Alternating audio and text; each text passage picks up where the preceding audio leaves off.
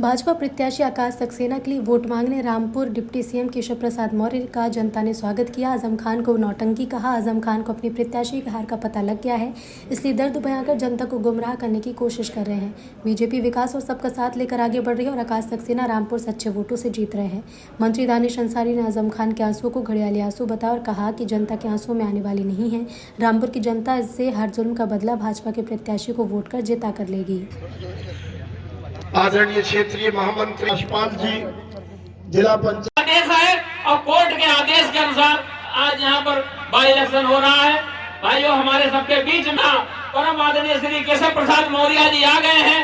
एक बार हम सब लोग नारा लगाएंगे, भारतीय जनता पार्टी, भारतीय जनता ने केशव प्रसाद मौर्य, माननीय जनता पार्टी, भारतीय जनता पार्टी, केशव प्रसाद मौर्य, माननीय केशव प्रसाद मौर्य, माननीय केशव प्रसाद मौर्य, माननीय केशव प्रसाद मौर्य, माननीय केशव प्रसाद मौर्य, भारतीय जनता पार्टी, भारतीय जनता पार्टी, माननीय केशव प्रसाद मौर्य, माननीय केशव प्रसाद मौर्य।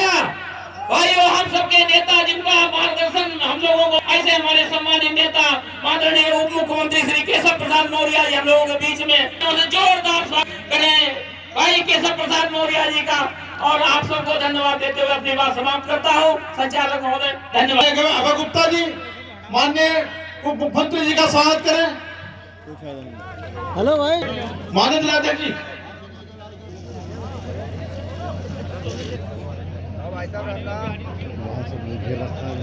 श्रीमान केशव प्रसाद मौर्य जी का स्वागत के अध्यक्ष श्रीमान अभय गुप्ता जी, हमारे लोकप्रिय सांसद श्रीमान घनश्याम लोधी जी, हमारे लोकप्रिय मंत्री श्रीमान बलदेव ओलख जी, हमारे प्रत्याशी, एक बार जगह दे दीजिएगा, हमारे लोकप्रिय प्रत्याशी श्रीमान आकाश सक्सेना जी उर्फ हनी, स्वागत की कड़ी में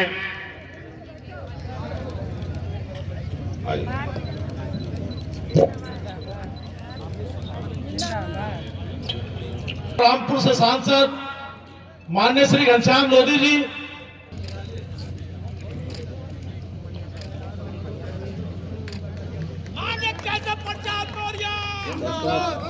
माननीय सांसद जी, हमारी सरकारों ने हर गरीब को जो जिसकी जरूरत थी उसकी जरूरत पूरा करने का काम हमारी सरकार ने किया। तो ऐसी सरकार आज हमारे देश में और हमारे प्रदेश में चल रही है। तो मैं समझता हूं जब हमारी सरकार ही कोई पक्षपात नहीं करती है तो उन्हें भी पक्षपात के साथ राजनीति नहीं करनी चाहिए। उन्हें देखना चाहिए कि कल आवास हमारे अगर हिंदू भाइयों के बने हैं तो मुस्लिम बचना चाहिए। अगर खाद्यान्न अगर हिंदू भाइयों को मिला है तो मुस्लिम भाइयों को भी। सबका साथ सबका विकास, और उसी के साथ सब लोग आगे बढ़ रहे हैं, सरकार आगे बढ़ रही है। लेकिन कुछ जो पार्टियां थी उन्होंने हवा दिखाकर एक वर्ग को दूर रखा कि भाजपा की सरकार आ जाएगी तो आपको परेशान करेगी, आपका नुकसान करेगी। लेकिन मैं साहब, आज तो दोबारा मोदी जी की भी सरकार बन चुकी है और दोबारा योगी जी की भी सरकार बन चुकी है। चेयरमैन, दर्जा राज मंत्री और आदरणीय हमारे भाई सूर्य प्रकाश पाल जी हम सब लोगों के बीच आ गए हैं। इस विधानसभा की कमान भी उनके हाथ में है, ऐसे सूर्य प्रकाश पाल। और उपस्थिति दर्ज कराओ माननीय अध्यक्ष हरिराम लोधी जी, जिला पंचायत के चेयरमैन पहले भी रहे, और इधर हमारे श्रीमती मीना भारद्वाज जी जो मिलक बिलासपुर की पहले विधायक रह चुकी है, उनका भी मंच पे स्वागत और प्रणाम।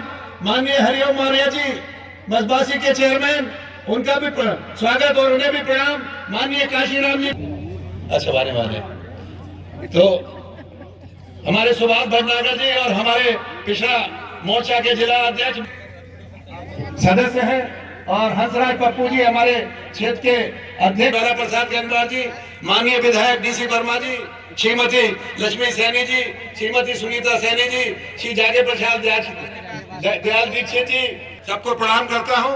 और उससे कहीं 10 गुना ज्यादा आप सब लोगों को सदन में बैठे हुए जो लोकतंत्र का भाग तय करते हैं, जो MP MLA बनाते हैं, ऐसे मेरे श्रोताओं को जी के साथ में मैं था, अच्छा कार्यक्रम था। और उसी प्रकार मैं तो आज पहली बार रामपुर के जो शहर में घुसा, मैं तो देहात में रहा, देहात में मेरी ड्यूटी थी, वही लगा रहा, लेकिन शहर भी बड़ी तादाद में आकाश भैया के साथ जुड़ रहा है। और जब हिंदू मुस्लिम जब एक साथ हैं तो मैं समझता हूं आकाश सक्सेना जी को कोई रोक नहीं सकता। 5 तारीख को मतदान जब हिंदू मुस्लिम करेंगे मिलकर, तो 8 तारीख को यहाँ रामपुर से कमल खिलेगा और भारी तादाद से हमारे आकाश सक्सेना जी यहाँ से जीत के जाएंगे। क्योंकि अब हमारे मुख्य अतिथि बैठे हैं, ज्यादा समय नहीं लूंगा मैं, क्योंकि मैं तो बोलता ही रहता हूँ। रामपुर की जनता जानती है कि उनके घड़ियाली आंसू हैं, और जिस तरीके से जब उनके पास सत्ता थी, जब उनके पास कुर्सी थी, तो उन्होंने हम रामपुर वालों को खून के आंसू रुलाया। रामपुर वालों अब उन आंसुओं का हिसाब लेंगे और इन घड़ियाली आंसुओं से कोई फर्क पड़ने वाला नहीं। मैंने तो ये भी सुना है कि कल उनके जो किसी सभा में जब वो हम मुसलमानों को फिर से गुमराह करने की एक नाकाम कोशिश कर रहे थे, उसी सभा में किसी ने उनको पीछे से झूठा भी कह दिया है, जिसके बाद उन्होंने किस तरह के शब्दों का प्रयोग आम जनता के लिए किया, ये भी सबने सुना। तो उनके मन में जनता के प्रति किस तरह के भाव हैं ये सब जानते हैं। और इस 5 तारीख को जो चुनाव है, इसमें जनता उनको जवाब देगी। अच्छा, आजम खान की लगातार 10 बार की सीट हैगी, इस बार बीजेपी के बड़े बड़े दिग्गज नेता रामपुर में लगे हुए हैं, क्या इतिहास बदलेगा? इतिहास तो पहले ही बदलना शुरू हो चुका है, जिसका पहला पन्ना लोकसभा का उपचुनाव आप देख सकते हैं, जहां भारतीय जनता पार्टी के प्रत्याशी लोधी जी जीतकर रामपुर के लोगों ने संसद भेजने का काम किया। अब उस इतिहास का दूसरा पन्ना लिखा जा रहा है, जिसमें विधानसभा के चुनाव में भाई आकाश सक्सेना हनी जी को यहाँ से जिताकर रामपुर की आवाज़ को और बुलंद करने का काम रामपुर की आवाम करेगी और 5 तारीख को यहाँ पे कमल खिलेगा। आजम प्रशासन पे आरोप लगा रहे हैं, आजम प्रशासन पे आरोप लगा रहे हैं, प्रशासन जो है डंडा बरता रहा जा रहा है। हार का डर सताने लगता है तो एडवांस में अपनी स्क्रिप्ट तैयार करता है कि हमें हारने के बाद क्या बोलना है, तो वो प्रशासन पे आरोप लगाने का। जिन्होंने शासन में रह करके प्रशासन का दुरुपयोग करने के अलावा कुछ नहीं सीखा है, उन्हें निष्पक्षता का अंतर ही नहीं है। भारतीय जनता पार्टी की सरकार है, लेकिन चुनाव आयोग चुनाव करा रहा है, निष्पक्ष चुनाव की पक्षधर है भारतीय जनता पार्टी, और लोग अपने इच्छा अनुसार अपने मताधिकार का प्रयोग करें और जनता के मत के आधार पर जो परिणाम होगा वो 8 तारीख को सबके सामने। जिस तरीके से समाजवादी पार्टी के लोग पार्टी छोड़ने के बाद भाजपा में शामिल हो रहे हैं, तो कांग्रेस यूपी में है नहीं, उनके मुकदमे है, तो जो लोग सपा छोड़ करके भाजपा में आना चाहते हैं, भाजपा की रीति नीति और नेतृत्व को स्वीकार करना चाहते हैं, जो यहाँ स्थानीय भाजपा और सब लोग उचित समझते होंगे उनको ज्वाइन कराते होंगे। लेकिन हमारी नीति ये नहीं कि हम हिंदू को लेंगे और मुस्लिम को छोड़ देंगे। हम अगर सबका साथ सबका विकास करते हैं तो सब लोग हमारे साथ आ सकते हैं, और जो लोग आ रहे हैं उनमें हो सकता है कोई कुछ गड़बड़ भी होंगे, तो उनको हम लोग बाद में देख लेंगे। तो मंत्री, एक अहम मुद्दा है आज जो है आईडी नीचे कर लो, थोड़ी सी डॉक्टर साहब नीचे कर लो, मुंह ढक रही है हमारा, नीचे कर लो बराबर से यार, मैं ले लूंगा यार।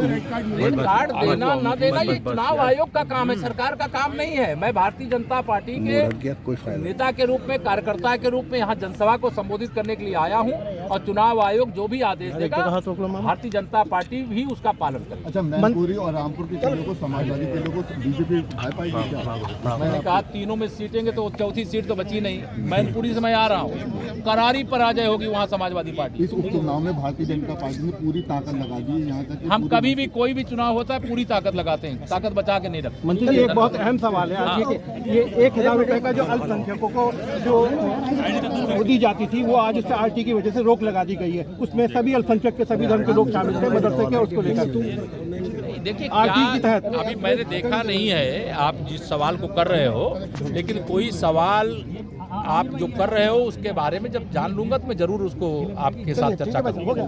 चलिए। देखिए, वो मैंने कहा ना कि ये मोहम्मद आजम खां का घड़ियाली आंसू है और इमोशनल ब्लैकमेल करने की कोशिश है, और जितना मैं समझ पा रहा हूँ कि ये एक तरह से ड्रामेबाजी है, उससे ज़्यादा रामपुर के लोग समझ रहे हैं ये ड्रामा उनका अब चलने वाला नहीं है। भारतीय जनता पार्टी हाँ? भारतीय जनता यादव की सुरक्षा कम कर दी गई है, वाई कर दी गई है जेट से। नहीं तो जेट से वाई कर दी गई, उनकी सुरक्षा हटा नहीं ली गई है ना, वो तो विधायक है। जब चाचा और भतीजे में झगड़ा था तब उनकी सुरक्षा को खतरा था, और जब चाचा भतीजे एक हो गए तो लोगों की सुरक्षा के लिए खतरा ना बने, इसलिए जितनी सुरक्षा की जरूरत है उतनी सरकार ने दी होगी। प्रदेश में भारतीय जनता पार्टी बदमाशों को लोगों को बंद कर रही है, क्या इस पार्टी में शामिल जो लोग हो रहे हैं उनको क्या पार्टी किस तरीके से देखने का? नहीं देखिए, हमारी तो मैं खुले मंच से अगर ये बोल रहा हूँ कि हम कानून व्यवस्था के पालन के लिए सब जरूरी कदम उठाते हैं। अपराधी अगर कोई अपराध करेगा तो हमारी सरकार में उसे बख्शा नहीं जाएगा, और अगर कोई सही रास्ते पर चलेगा तो उसको कोई नुकसान नहीं पहुंचा पाएगा। भारतीय जनता पार्टी की सोच, भारतीय जनता पार्टी की सरकार की रीति और नीति सब स्पष्ट है। हम अपराध मुक्त उत्तर प्रदेश चाहते हैं, भ्रष्टाचार मुक्त उत्तर प्रदेश चाहते हैं, दंगा मुक्त उत्तर प्रदेश चाहते हैं, और उस दिशा में अच्छा काम कर रहे हैं। इसी के कारण से जनता का आशीर्वाद और समर्थन लगातार हमें मिल रहा है। 3 उपचुनाव हुए अभी तक 2022 के विधानसभा के बाद, तीनों उपचुनाव में भाजपा ने विजय प्राप्त की है, और 3 उपचुनाव फिर हो रहे हैं। मुझे पूर्ण विश्वास है कि 8 दिसंबर को जब वोटों की गिनती होगी तो तीनों विधानसभा में कमल का फूल खिलेगा और विकास की गंगा बहेगी।